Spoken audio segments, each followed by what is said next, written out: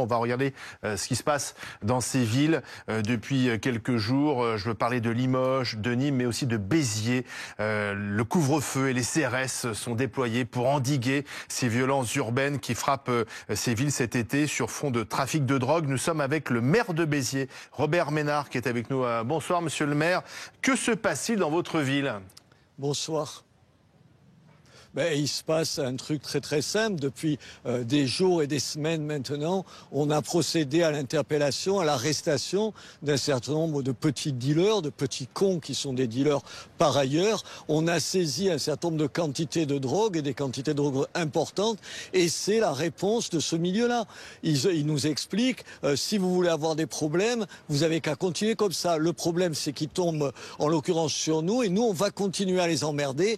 On va continuer à arrêter ceux qui doivent être arrêtés. On va continuer à saisir la drogue qui doit être saisie parce qu'il est hors de question de baisser les bras.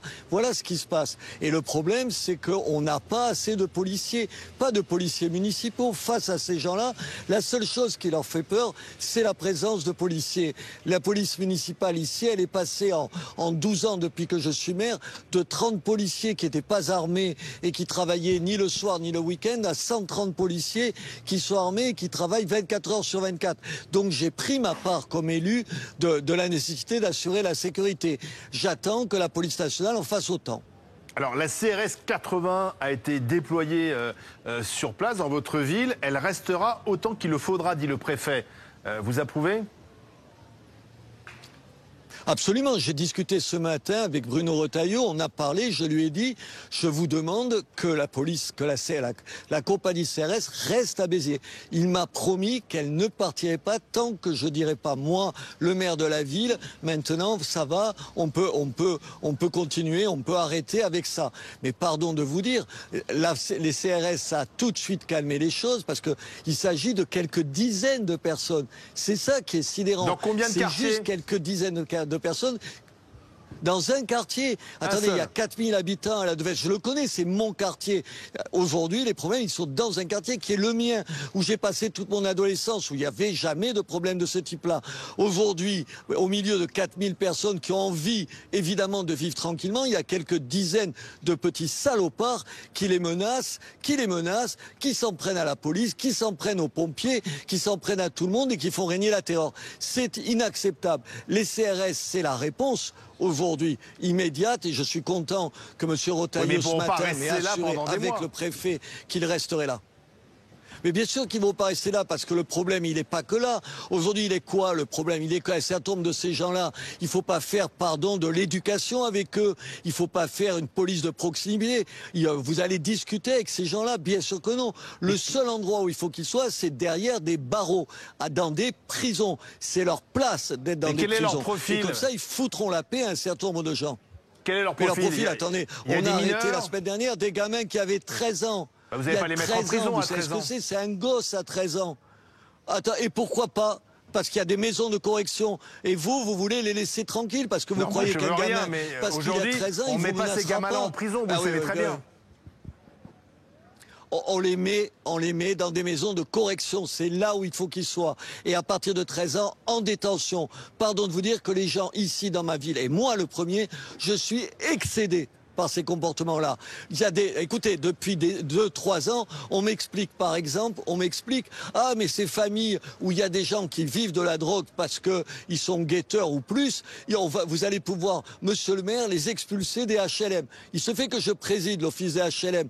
Mais attendez, on n'a pas fini. Il y a 2 ans, vous entendez bien, Olivier Truchot, il y a 2 ans que je me bats pour qu'un certain nombre de ces gens-là soient expulsés des logements sociaux. Et pourquoi vous n'y arrivez pas ? Une liste de 12 familles, Mais parce que c'est trop compliqué, parce que la loi est mal foutue, parce qu'en France, la loi en France, elle est en partie faite, pardon, pas toute faite, mais en partie faite, en tout cas dans les faits, pour protéger un certain nombre de gens.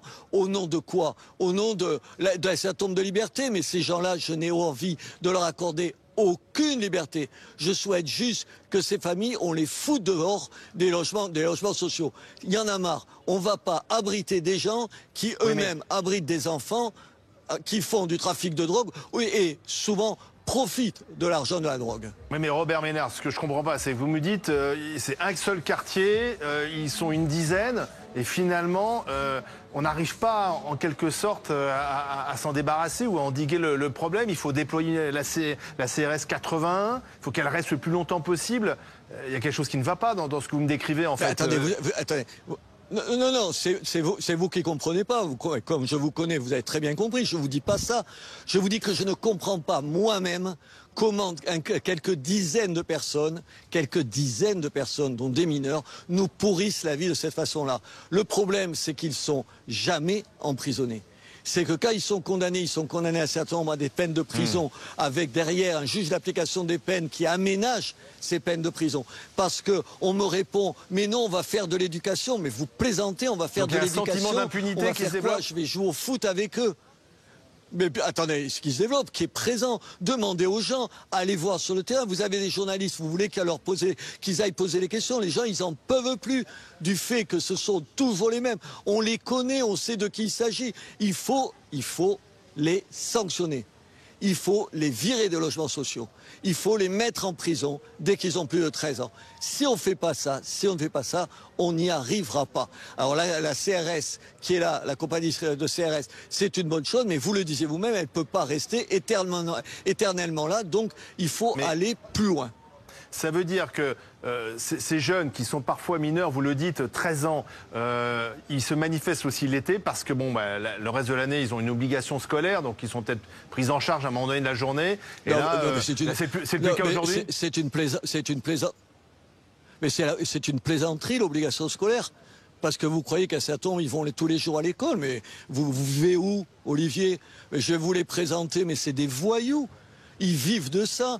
Et dès qu'ils ont plus de 16 ans, ils vont plus à l'école. Vous voulez que je vous parle du taux d'absentéisme dans un certain nombre d'écoles? C'est ça la réalité. C'est ça la réalité. Et là encore, quand les gamins ne vont pas à l'école, ou ne sont même pas, pour certains, inscrits pour aller à l'école, il faut couper les vivres à ces familles-là. Il faut couper les allocations familiales. C'est ça la réalité, c'est de ça dont on a besoin. Moi j'en ai assez, vous avez compris, je suis excédé. J'en ai assez qu'on me fasse de grands raisonnements. J'en ai assez. Je veux juste qu'on construise des prisons et que dans ces prisons, on mette un certain nombre de ces gens-là. Robert Ménard, j'ai participé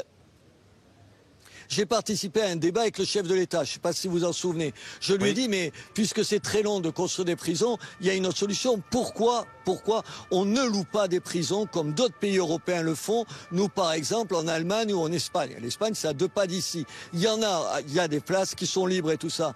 Qu'est-ce qui est arrivé? Ça a avancé, on a pris le dossier au sérieux, le chef de l'État m'a dit je vais m'en occuper, il s'en est occupé, on se donne les moyens, c'est autant de questions que j'aimerais que vous posiez au chef de l'État en disant la promesse que vous avez faite, vous l'avez tenue, c'est ça dont on a besoin. Mais Robert Ménard, vous avez au téléphone, visiblement vous avez au téléphone Bruno Retailleau, appelez Gérald Darmanin, parce que c'est lui le garde des Sceaux, et c'est lui qui pourra mettre en place ce que vous voulez. J'ai attendu que vous me le conseilliez pour le rappeler. Alors qu'est-ce qu'il vous dit alors? Évidemment que je l'ai appelé sur ça. Il m'a dit c'est en cours. Moi, je sais ce que ça veut dire c'est en cours. C'est en cours. C'est comme dans l'administration, on vous dit c'est en cours, ça veut dire ça peut durer des mois encore. Il y a une urgence.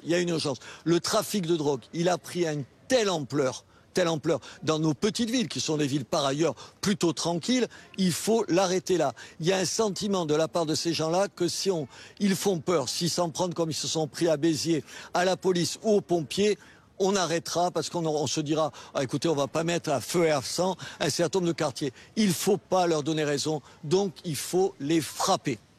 Robert Ménard, question de Paul Conge, notre journaliste police-justice. Oui, bonjour Monsieur Ménard. Le sujet aujourd'hui, c'est vraiment les couvre-feux qui s'appliquent à Nîmes, à Saint-Ouen, à Béziers. Chez vous, est-ce que, selon vous, le couvre-feu, ça va vraiment entraver le narcotrafic? Est-ce que ça va vraiment entraver les fusillades, les règlements de compte, en l'occurrence dans votre ville? Finalement, ça concerne que les mineurs de moins de 16 ans. Ça va pas forcément résoudre vraiment le fond du problème. Bien sûr, vous avez raison. Les couvre-feux, nous, on est une ville où il existe depuis 2 ans, le couvre-feu. Ça a réglé un certain nombre de problèmes. Mais c'est pas fait pour ça. C'est pas fait pour ces gens-là. C'est pas fait pour des gens qui sont des dealers et pour un certain nombre qui sont prêts à toutes les violences. C'est fait pour les familles désunies où on fait plus attention aux gosses. Nous, on en ramasse régulièrement et on demande aux parents de venir les chercher au commissariat ou à l'endroit où on les a pris. Et ça sert à ça. Mais ça réglera pas tous les problèmes. Bien entendu que le couvre-feu, ça règle pas tous les problèmes. C'est une des réponses, mais c'est pas une réponse suffisante. Aujourd'hui, dans des situations face à ces gens-là, c'est pas le couvre-feu qui réglera le problème.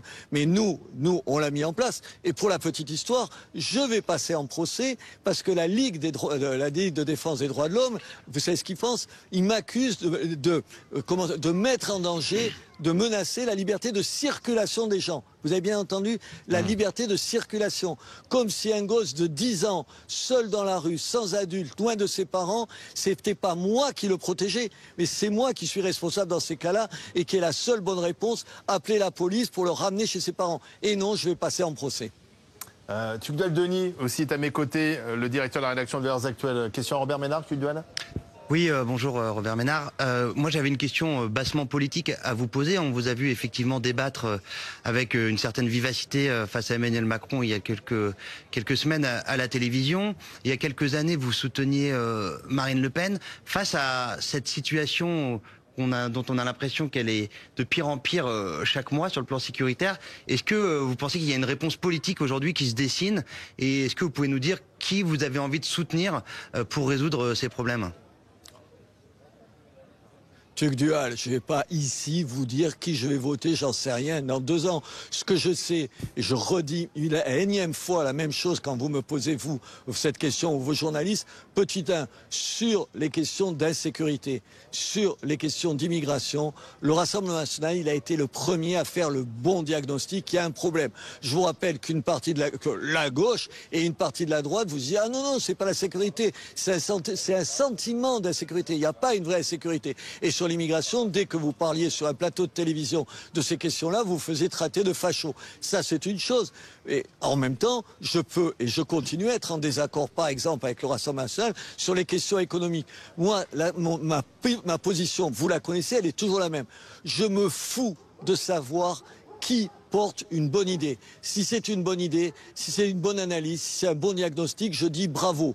Que ce soit le Rassemblement national, que ce soit les Républicains. Et si la gauche, demain, sur tel ou tel sujet, elle a raison, je le dirai. Je ne suis pas dans une logique politique. Et je me contrefous de me demander aujourd'hui, dans 2 ans, qu'est-ce qui va se passer. La seule chose que je veux comme maire, c'est qu'on réponde aux questions des gens qui habitent dans ma ville et qui ne comprennent pas qu'on n'arrive pas à éradiquer quelques dizaines de petits salopards.